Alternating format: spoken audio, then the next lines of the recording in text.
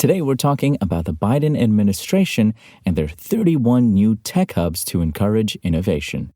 But before we get into that, this month has been filled with conflicting rumors of an Apple product launch that either will or won't happen, but Bloomberg's Mark Gurman now says the October event is on and that it could bring a long overdue iMac upgrade. In the Power On newsletter, Gurman reports that sources close to Apple said a 24-inch iMac is on track to launch this month.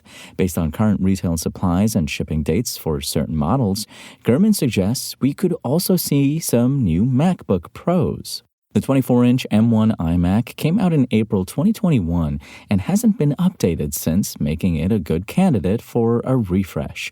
The 13-inch M2 MacBook Pro, which was released in June 2022, is also due for an upgrade. Mac News was also absent from Apple's iPhone-centric keynote last month, where it also revealed 2 Apple Watch reveals, along with final release details for the latest versions of iOS, macOS, and watchOS.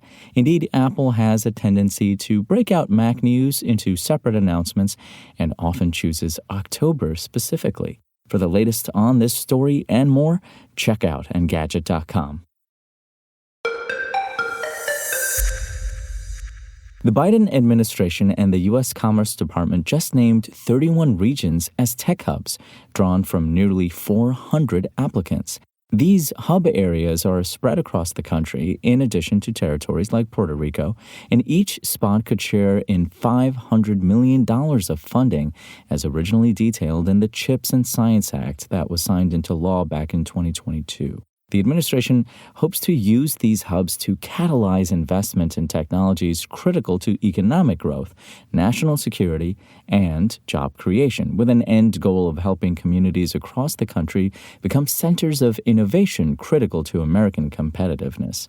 Additionally, Commerce Secretary Gina Raimondo told reporters that the program seeks to diversify the country's tech interests, moving away from traditional hubs like Silicon Valley, Seattle, and Boston, as reported by Yahoo.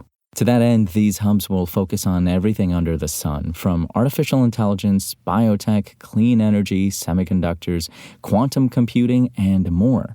Examples include a hub in Washington state that's developing new materials for next-gen fuel-efficient aircraft, a Wisconsin program seeking to make advancements in personalized medicine, and a New York organization researching new battery technologies, among 28 others.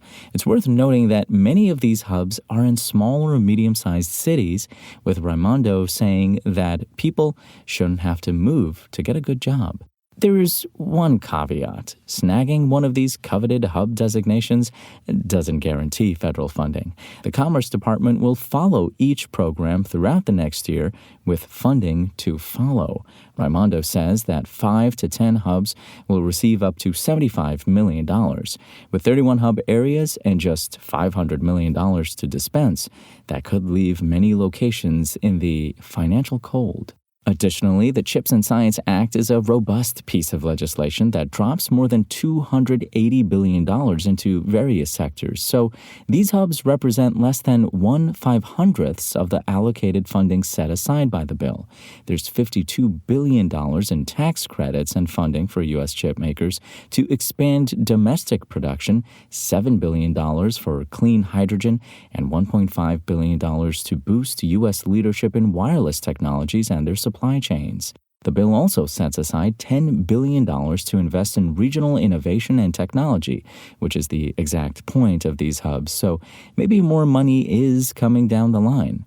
Biden has asked Congress for an additional $4 billion to fund even more regional tech hubs, but, well, that would be part of the full-year budget, and you may have noticed that the House still lacks a speaker with a government shutdown on the horizon.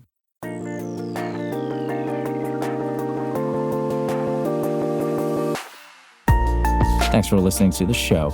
Make sure to rate, review, and subscribe on Apple Podcasts. Today's show featured journalism by Engadget contributors Cheyenne McDonald and Lawrence Punk and was produced by Spoken Layer. I'm Imran Sheikh, and we'll talk more tomorrow.